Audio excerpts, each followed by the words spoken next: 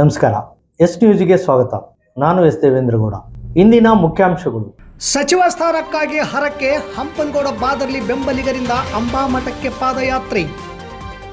ಭೋವಿ ವಡ್ಡರ್ ಸಮಾಜದಿಂದ ಜೂನ್ 14ರಂದು ಪ್ರತಿಭಾವಂತ SSLC PUC ವಿದ್ಯಾರ್ಥಿಗಳಿಗೆ ಪ್ರತಿಭಾ ಪುರಸ್ಕಾರ. ವಿದ್ಯುತ್ ವಿತರಣಾ ಕೇಂದ್ರಗಳನ್ನು ಟಾಟಾ ಪವರ್ ಕಂಪನಿಗೆ ಮಾರಾಟ, ಕರ್ನಾಟಕ ರಾಜ್ಯ ರೈತ ಸಂಘ ಹಾಗೂ ಹಸಿರು ಸೇನೆ ವಿರೋಧ. ಅಪ್ರಾಪ್ತಿ ಬಾಲಕಿ ಗರ್ಭಿಣಿ, ಯುವಕ ಪರಾರಿ, ಪೋಕ್ಸೋ ಪ್ರಕರಣ ದಾಖಲು. ಚಾಣಕ್ಯನ ತಂತ್ರ ಕುತಂತ್ರ ಷಡ್ಯಂತ್ರದ ಮುಂದೆ ವಿರೋಧಿಗಳು ತಲೆ ಬಾಗಲೇಬೇಕು.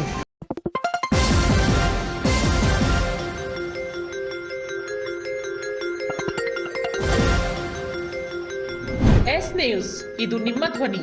ವಾರ್ತೆಗಳ ವಿವರ.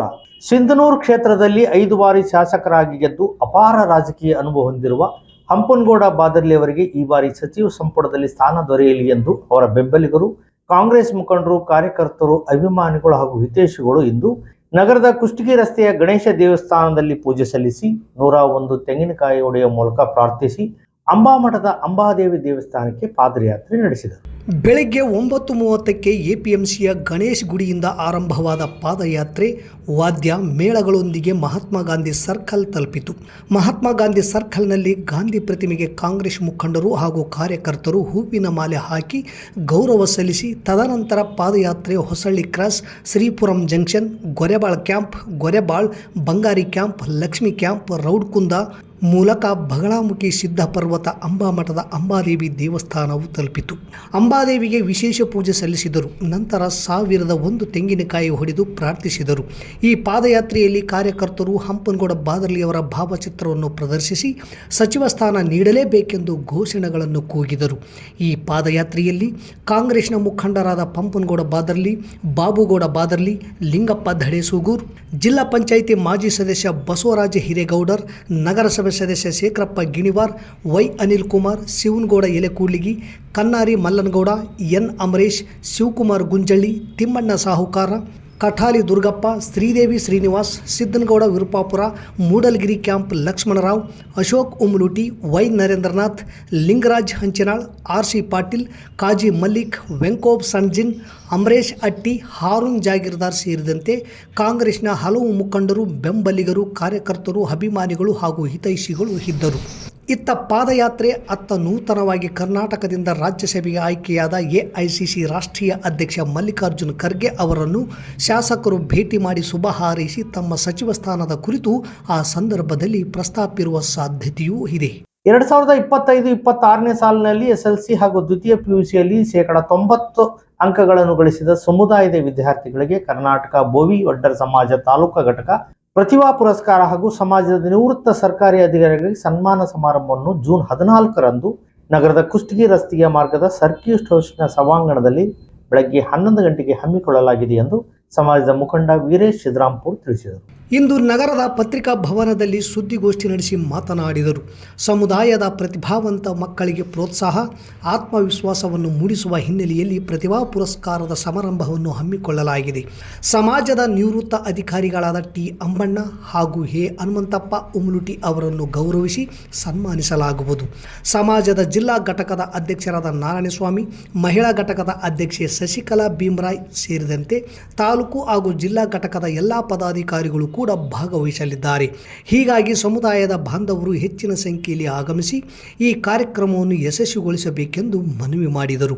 ಈ ಸಂದರ್ಭದಲ್ಲಿ ಭೋವಿ ಸಮಾಜದ ಮಾಜಿ ಅಧ್ಯಕ್ಷ ಲಕ್ಷ್ಮಣ್ ಬೋವಿ, ಗೌರವಾಧ್ಯಕ್ಷ K ನಾಗಪ್ಪ ಕಲ್ಲೂರ್, ತಾಲೂಕಾಧ್ಯಕ್ಷ ಆನಂದ್ ಆಯ್ನೂರು, ಯುವ ಘಟಕದ ಅಧ್ಯಕ್ಷ ಹನುಮೇಶ್ ಬೋವಿ, ಮಾಜಿ ಅಧ್ಯಕ್ಷ ಮರಿಯಪ್ಪ ಬಂಡಿ, ಶಂಕರಪ್ಪ ಬ್ಯಾಡಗಿ ವಿರುಪಾಪುರ, ಜಿಲ್ಲಾ ಸಮಿತಿ ಸಲಹೆಗಾರ ಲಕ್ಷ್ಮಣ್ ಸಾಲ್ಗುಂದ, ನಗರ ಘಟಕದ ಅಧ್ಯಕ್ಷ ರವಿ ಗೆಜ್ಜಳ್ಳಿ, ವೆಂಕಟೇಶ್ ತುರ್ವಿಹಾಳ್, ಹುಲ್ಗಪ್ಪ ಮಾಸ್ತರ್ ಸೇರಿದಂತೆ ಇನ್ನಿತರರು ಇದ್ದರು. ಈ ಒಂದು ಕಾರ್ಯಕ್ರಮದಲ್ಲಿ ನಮ್ಮ ಸಮಾಜದಲ್ಲಿ ಸುಮಾರು ಈಗಾಗಲೇ ಒಬ್ಬ ಗೌರ್ಮೆಂಟ್ ಅಡ್ವೊಕೇಟ್ ಆಗಿ ನಿವೃತ್ತಿಯಿಂದ ಹೊಂದಿರತಕ್ಕಂಥ T ಅಂಬಣ್ಣ ವಕೀಲರು ಸೋಮಲಾಪುರಿಗೂ ಕೂಡ ಈ ಒಂದು ಕಾರ್ಯಕ್ರಮದಲ್ಲಿ ಸನ್ಮಾನಿಸಲಾಗುವುದು ಸಮಾಜದ ವತಿಯಿಂದ. ಜೊತೆಗೆ ನೀರಾವರಿ ಇಲಾಖೆಯಲ್ಲಿ ಎಡವಲಿಯಾಗಿ ಕಾರ್ಯನಿರ್ವಹಿಸಿರ್ತಕ್ಕಂಥ M ಹನುಮಂತಪ್ಪ ಉಮ್ಲುಟಿ ಇವರು ಕೂಡ ನಿವೃತ್ತಿ ಹೊಂದಿರ್ತಾರೆ. ಇವರಿಗೂ ಕೂಡ ಸಮಾಜದ ಕಡೆಯಿಂದ ಒಂದು ಸನ್ಮಾನ ಕಾರ್ಯಕ್ರಮ ಹಮ್ಮಿಕೊಳ್ಳಲಾಗಿದೆ. ಸೊ ಹಾಗಾಗಿ ಮತ್ತೊಮ್ಮೆ ಇಡೀ ಸಿಂಧನೂರು ತಾಲೂಕಿನ ನನ್ನ ಭೋವಿ ಸಮಾಜದ ಬಂಧುಗಳು ಹೆಚ್ಚಿನ ಸಂಖ್ಯೆಯಲ್ಲಿ ತಾವೆಲ್ಲರೂ ಭಾಗಿಯಾಗಬೇಕಂತೇಳಿ ಈ ಮೂಲಕ ತಿಳಿಸುತ್ತಾ ಈ ಒಂದು ಕಾರ್ಯಕ್ರಮ ಎಲ್ಲ ಸಿಂಧನೂರು ತಾಲೂಕಿನ ಮುಖಂಡರು ಮತ್ತು ಈ ಒಂದು ಕಾರ್ಯಕ್ರಮದಲ್ಲಿ ವಿಶೇಷವಾಗಿ ನಮ್ಮ ಜಿಲ್ಲೆಯ ಸಮಾಜದ ಜಿಲ್ಲಾಧ್ಯಕ್ಷರಾದಂಥ ನಾರಾಯಣ ಸ್ವಾಮಿ ಕೂಡ ಈ ಒಂದು ಕಾರ್ಯಕ್ರಮದಲ್ಲಿ ಆಗಮಿಸ್ತಾ ಇದ್ದಾರೆ. ಇಂದು ಜಿಲ್ಲೆಯ ಮಸ್ಕಿ ತಾಲೂಕಿನ ತಾಲೂಕಾ ದಂಡಾಧಿಕಾರಿಗಳು ಹಾಗೂ ಜೆಸ್ಕಾಂ ಇಲಾಖೆಯ ಸಹಾಯಕ ಕಾರ್ಯನಿರ್ವಾಹಕ ಅಭಿಯಂತರ ಮೂಲಕ ಮಾನ್ಯ ಮುಖ್ಯಮಂತ್ರಿಗಳಿಗೆ ಹಾಗೂ ಮಾನ್ಯ ಇಂಧನ ಸಚಿವರಿಗೆ ಕರ್ನಾಟಕ ರಾಜ್ಯ ರೈತ ಸಂಘ ಹಸಿರು ಸೇನೆ ವತಿಯಿಂದ ಮನವಿ ಪತ್ರ ಸಲ್ಲಿಸಲಾಯಿತು. ಸರ್ಕಾರದ ಅಧೀನದಲ್ಲಿರುವ ವಿದ್ಯುತ್ ವಿತರಣಾ ಕೇಂದ್ರಗಳನ್ನು ಟಾಟಾ ಪವರ್ ಕಂಪನಿಗೆ ಮಾರಾಟ ಮಾಡುವುದಾಗಿ ಪತ್ರಿಕಾ ಪ್ರಕಟಣೆಗಳಲ್ಲಿ ತಿಳಿಸಿರುತ್ತಾರೆ. ಖಾಸಗಿ ಕಂಪನಿಗೆ ಮಾರಾಟ ಮಾಡುವುದರಿಂದ ರೈತರ ಕೃಷಿ ಪಂಪ್ ಸೆಟ್ಗಳಿಗೆ ಉಚಿತ ವಿದ್ಯುತ್ ದೊರೆಯುವುದಿಲ್ಲ. ಶೀಘ್ರ ಸಂಪರ್ಕ, ಬೀದಿ ದೀಪ, SC/ST ಅನುದಾನ, ಗೃಹಜ್ಯೋತಿ ಸೇರಿದಂತೆ ಸರ್ಕಾರದಿಂದ ದೊರೆಯುವ ಯಾವುದೇ ಸೌಲಭ್ಯಗಳು ಇನ್ನು ಮುಂದೆ ರೈತರಿಗೆ, ಸಾರ್ವಜನಿಕರಿಗೆ ದೊರೆಯುವುದಿಲ್ಲ. ಅದೇ ರೀತಿಯಾಗಿ ವಿದ್ಯುತ್ ವಿತರಣಾ ಕೇಂದ್ರಗಳಲ್ಲಿ ಕೆಲಸ ಮಾಡುತ್ತಿರುವ ರೈತರ ಮಕ್ಕಳು, ಬಡವರ ಮಕ್ಕಳು ಬೀದಿಗೆ ಬರುತ್ತಾರೆ. ಆ ಕಾರಣಕ್ಕಾಗಿ ಸರ್ಕಾರ ಟಾಟಾ ಪವರ್ ಕಂಪನಿಗೆ ಹಸ್ತಾಂತರ ಮಾರಾಟ ಮಾಡಬಾರದು ಎಂದು ಒತ್ತಾಯದ ಮನವಿ ಪತ್ರವನ್ನು ಕರ್ನಾಟಕ ರಾಜ್ಯ ರೈತ ಸಂಘ ಹಾಗೂ ಹಸಿರು ಸೇನೆಯ ವತಿಯಿಂದ ಸಲ್ಲಿಸಲಾಯಿತು. ಈ ಸಂದರ್ಭದಲ್ಲಿ ರಾಜ್ಯ ಪ್ರಧಾನ ಕಾರ್ಯದರ್ಶಿ ಶರಣಪ್ಪ ಮಳ್ಳಿ, ಜಿಲ್ಲಾ ಅಧ್ಯಕ್ಷ ರಾಮಯ್ಯ ಜಾವಳಗೇರ ಸೇರಿದಂತೆ ಸಂಘದ ಮುಖಂಡರು ಇದ್ದರು. ನಾಳೆ ಮುಂದೆ ಪ್ರೀಪೇಡ್ ಮೀಟರ್ ಮಾಡ್ತೀರಿ ನೀವು ಅಂದ್ರೆ ಮೊಬೈಲ್ ರೀತಿಯಲ್ಲಿ ನಾವು ರೀಚಾರ್ಜ್ ಮಾಡಿಕೊಂಡು ವಿದ್ಯುತ್ ಬಳಕೆ ಮಾಡ್ಕೋಬೇಕಾಗತ್ತಾ? ಇದು ನಮ್ಮಿಂದ ಆಗಲಾರ್ದ ಕೆಲಸ. ಕೃಷಿ ನಿಂತಂದ್ರೆ ಇಡೀ ದೇಶನ ಅಲ್ಲಾಡುತ್ತೆ. ಯಾಕಂದ್ರೆ ಇವತ್ತು ಕೃಷಿ ಪಂಪ್ ಸೆಟ್ ನಿಲ್ತಾವ, ಇವತ್ತೇನು SC/ST ಯೋಜನೆಗಳಿಂದ ರದ್ದಾಗ್ತಾವ, ಶೀಘ್ರ ಸಂಪರ್ಕ ರದ್ದಾಗ್ತೈತೆ, ಮತ್ತು ಪ್ರೀಪೇಡ್ ಮೀಟರ್ ಹಾಕೋಕ್ಕೆ ಯಾರ್ದಾಗೂ ಸಿಗ್ತಿಲ್ಲ.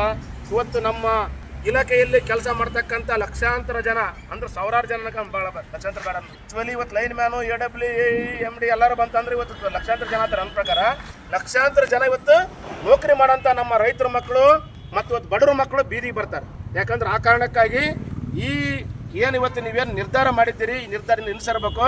ಹಿಂದೆ ಒಂದು ವೇಳೆ ಸರಿದೇ ಹೋದರೆ ನೀವೆಲ್ಲರೂ ಕಾಂಗ್ರೆಸ್ನವ್ರು ಏನೇ ಪ್ರೋಗ್ರಾಮ್ ಮಾಡಿದ್ರಾಗಿ ನಿಮ್ಗೆ ಕಸಬಾಗಿಯಿಂದ ಸನ್ಮಾನ ಮಾಡಬೇಕಾಗ್ತೀನಿ. ಮುಂದೆ 9ನೇ ತರಗತಿಯ ಅಭ್ಯಾಸ ಮಾಡುವ ಅಪ್ರಾಪ್ತ ಬಾಲಕಿ ಯುವಕ ಲೈಂಗಿಕ ದೌರ್ಜನ್ಯ ಮಾಡಿದ್ದು ಬಾಲಕಿ ಗರ್ಭಿಣಿಯಾದ ವಿಷಯ ತಿಳಿದು ಯಾರೂ ತಿಳಿಯದಂತೆ ಮದುವೆ ಆದ ಯುವಕ. ಇಲಾಖೆ ವಿಚಾರಣೆ ಹಿನ್ನೆಲೆ ಯುವಕ ಮೇಲೆ ಪೋಕ್ಸೋ ಪ್ರಕರಣ ದಾಖಲಾಗಿದ್ದು ಯುವಕ ಪರಾರಿಯಾಗಿದ್ದಾನೆ.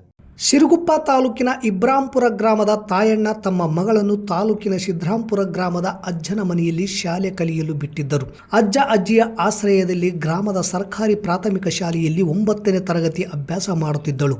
ಅಪ್ರಾಪ್ತ ಶಾಲಾ ಬಾಲಕಿಯ ಮನೆ ಎದುರುಗಡೆ ವೀರೇಶ್ ತಂದೆ ಶರಣಪ್ಪ ಛಲವಾದಿ ಮನೆ ಇದೆ. ವೀರೇಶ್ ಅಪ್ರಾಪ್ತಿ ಬಾಲಕಿಗೆ ಪುಸಲಾಯಿಸಿ ಬಲವಂತ ಲೈಂಗಿಕ ಸಂಪರ್ಕ ಮಾಡಿದ್ದಾರೆ. ನಂತರ ಬಾಲಕಿ ಇದಾವುದರ ಅರಿವು ಇಲ್ಲದೆ ಎಂದಿನಂತೆ ಶಾಲೆಗೆ ಹೋಗುವುದು ಬರುವುದು ಮಾಡಿದೆ. ವೀರೇಶ್ ಸಹ ಬಾಲಕಿ ಮನೆಗೆ ಹೋಗುವುದು ಬರುವುದು ಮಾಡಿದ್ದಾನೆ. ಯಾವಾಗ ಬಾಲಕಿ ಗರ್ಭಿಣಿ ಎಂದು ಗೊತ್ತಾದಾಗ ಯುವಕ ಯಾರಿಗೆ ಹೇಳದೆ ಕೇಳದೆ ಬಾಲಕಿಯನ್ನು ಕರೆದುಕೊಂಡು ಊರು ಬಿಟ್ಟು ಓಡಿ ಹೋಗಿ ತಾಳಿ ಕಟ್ಟಿ ಮದುವೆಯಾಗಿ ಬಾಲಕಿಯನ್ನು ಸಿದ್ರಾಂಪುರ ಗ್ರಾಮದ ಅಜ್ಜಿಯ ಮನೆಯಲ್ಲಿ ಬಿಟ್ಟು ಎಂದಿನಂತೆ ತನ್ನ ಮನೆಯಲ್ಲಿ ವಾಸವಾಗಿದ್ದಾನೆ. ದಿನಾಂಕ 4/3/2026 ಕಾರ್ಟಿಗಿ ಖಾಸಗಿ ಆಸ್ಪತ್ರೆಯಲ್ಲಿ ಬಾಲಕಿ ಗಂಡು ಮಗುವಿಗೆ ಜನ್ಮ ನೀಡಿದ್ದಾಳೆ. ಈ ವಿಷಯ ಮಕ್ಕಳ ಸಹಾಯವಾಣಿಗೆ ತಿಳಿದಿದೆ. ಮಕ್ಕಳ ಸಹಾಯವಾಣಿ ಮಾಹಿತಿ ಮೇರೆಗೆ ಶಿಶು ಅಭಿವೃದ್ಧಿ ಯೋಜನಾಧಿಕಾರಿ ಕಚೇರಿ ಹಾಗೂ ಪರಿಶಿಷ್ಟ ಪಂಗಡ ಕಲ್ಯಾಣ ಇಲಾಖೆಗೆ ಮಾಹಿತಿ ನೀಡಲಾಗಿದೆ. ಶಿಶು ಅಭಿವೃದ್ಧಿ ಯೋಜನಾಧಿಕಾರಿಗಳ ಕಚೇರಿಯ ಸೂಪರ್ವೈಸರ್ ಸವಿತಾ ಸಜ್ಜನ್, ಅಂಗನವಾಡಿ ಕಾರ್ಯಕರ್ತರಾದ ಲಾಲಮ್ಮ, ಬಸಮ್ಮ ಬಾಲಕಿ ಮನೆಗೆ ಭೇಟಿ ನೀಡಿದಾಗ ಬಾಲಕಿಗೆ 16 ವರ್ಷ 8 ತಿಂಗಳು ಇದ್ದು ಪ್ರೀತಿಸುವ ನೆಪದಲ್ಲಿ ಪುಸಲಾಯಿಸಿ ಅಪ್ರಾಪ್ತಿ ಎಂದು ತಿಳಿದರೂ ಸಹ ಲೈಂಗಿಕ ಸಂಪರ್ಕ ಹೊಂದಿದ್ದರಿಂದ ಬಾಲಕಿ ಗರ್ಭಿಣಿಯಾಗಿದ್ದಳು ಎನ್ನುವುದು ತಿಳಿದು ಬಂದಿದೆ. ಇದರ ಬಗ್ಗೆ ಮೇಲಾಧಿಕಾರಿಗಳಿಗೆ ಮುಂದಿನ ಕ್ರಮಕ್ಕಾಗಿ ವರದಿ ಮಾಡಲಾಗಿದೆ ಎಂದು ಮೇಲ್ವಿಚಾರಕ್ಕೆ ಸವಿತಾ ಸಜ್ಜನ್ ತಿಳಿಸಿದರು. ತಾಲೂಕಾ ಪರಿಶಿಷ್ಟ ಪಂಗಡ ಕಲ್ಯಾಣ ಇಲಾಖೆ ಅಧಿಕಾರಿಗಳಾದ ಭೀಮಪ್ಪ ಸಾವಂತಗೇರಿ, ಮ್ಯಾನೇಜರ್ ಮಾಳಪ್ಪ ರಾಸಣಿಗಿ ದಿನಾಂಕ 5/6/2026 ಬಾಲಕಿ ಮನೆಗೆ ಭೇಟಿ ನೀಡಿ ಬಾಲಕಿಯನ್ನು ವಿಚಾರಿಸಲಾಗಿ ಬಾಲಕಿ ಮಾಹಿತಿ ಆಧರಿಸಿ ಪರಿಶಿಷ್ಟ ಪಂಗಡ ಕಲ್ಯಾಣ ಇಲಾಖೆಯ ಮಾಳಪ್ಪ ನೀಡಿದ ದೂರಿನ ಅನ್ವಯ ಗ್ರಾಮೀಣ ಪೊಲೀಸ್ ಠಾಣೆಯಲ್ಲಿ ಪೋಕ್ಸೋ ಪ್ರಕರಣ ದಾಖಲಾಗಿದೆ. ಯುವಕ ವೀರೇಶ್ ತಂದೆ ಶರಣಪ್ಪ ಛಲವಾದಿ ಪೊಲೀಸರು ಬಂಧಿಸುವ ಭೀತಿಯಿಂದ ಈಗ ಪರಾರಿಯಾಗಿದ್ದಾನೆ. ವಿರೋಧಿಗಳು ತಂತ್ರ ರೂಪಿಸುವ ಮೊದಲೇ ತನ್ನ ಬುದ್ಧಿಯಿಂದ ಇಡೀ ಆಟವನ್ನೇ ಮುಗಿಸಿಬಿಡುವ ರಾಜಕೀಯ ಚಾಣಕ್ಷನ ಅಸಲಿ ಆಟಕ್ಕೆ ಇವತ್ತು ಇಡೀ ದೇಶ ಸಾಕ್ಷಿಯಾಗಿದೆ. ಒಂದು ರಾಜ್ಯಸಭೆ ಸೀಟು, ಕೇವಲ ಒಂದೇ ಒಂದು ಸೀಟು, ಅದನ್ನೂ ಕೂಡ ಯಾವ ರೀತಿ ತನ್ನ ವಶಕ್ಕೆ ಪಡೆದುಕೊಳ್ಳಬಹುದು ಎಂಬುದನ್ನು ಶತ್ರುಗಳಿಗೂ ತಿಳಿಯದಂತೆ ಲೆಕ್ಕಾಚಾರ ಹಾಕಿ ಮುಗಿಸುವುದು ಸಾಮಾನ್ಯ ರಾಜಕಾರಣಿಯ ಕೆಲಸವಲ್ಲ. ಅದಕ್ಕೆ ಚಾಣಕ್ಯ ಬುದ್ಧಿಯೇ ಬೇಕು. ಕಾಂಗ್ರೆಸ್ ಅಭ್ಯರ್ಥಿ ಮೀನಾಕ್ಷಿ ನಟರಾಜನ್ ಅವರಿಗೆ ಹಳೆಯ ಪ್ರಕರಣವೊಂದರಲ್ಲಿ ಕೋರ್ಟ್ ನೋಟಿಸ್ ನೀಡಿದ ವಿಷಯ ಸ್ವತಃ ಕಾಂಗ್ರೆಸ್ನ ಬಹುತೇಕ ನಾಯಕರಿಗೂ ಕೂಡ ಗೊತ್ತಿರಲಿಲ್ಲ. ಆದರೆ ಬಿಜೆಪಿಯ ಚಾಣಕ್ಯನ ಕಣ್ಣು ಎಲ್ಲಿಗೆ ನೆಟ್ಟಿತ್ತು ನೋಡಿ.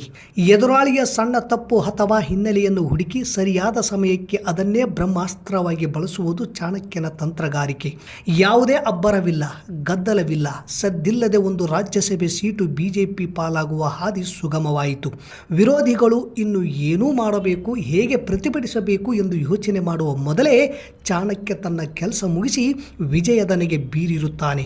ರಾಜಕೀಯದಲ್ಲಿ ಟೈಮಿಂಗ್ ಮತ್ತು ಮಾಹಿತಿ ಎಷ್ಟು ಮುಖ್ಯ ಎಂಬುದಕ್ಕೆ ಈ ಘಟನೆಯೇ ಸಾಕ್ಷಿ. ಒಂದು ಕಡೆ ರಾಜಕೀಯ ತಂತ್ರಗಾರಿಕೆ ಯಶಸ್ವಿಯಾಗಿದ್ದರೆ ಮತ್ತೊಂದೆಡೆ ಈ ನಾಮಪತ್ರ ರದ್ದತಿಯ ಹಿಂದೆ ದೊಡ್ಡ ಕಾನೂನು ಸಂಘರ್ಷವೇ ಶುರುವಾಗಿದೆ. ಕಾಂಗ್ರೆಸ್ ಈಗ ದೇಶದ ಸರ್ವೋಚ್ಚ ನ್ಯಾಯಾಲಯದ ಬಾಗಿಲು ತಟ್ಟಿತು.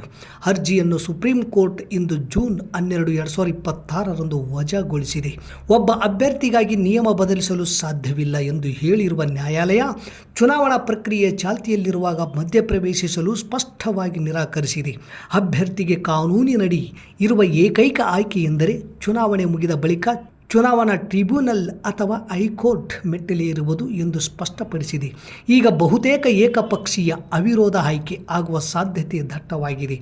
ಇದು ಮಧ್ಯಪ್ರದೇಶ ಕಾಂಗ್ರೆಸ್ಗೆ ದೊಡ್ಡ ರಾಜಕೀಯ ಹಿನ್ನಡೆ ಎಂದು ವಿಶ್ಲೇಷಿಸಲಾಗುತ್ತಿದೆ.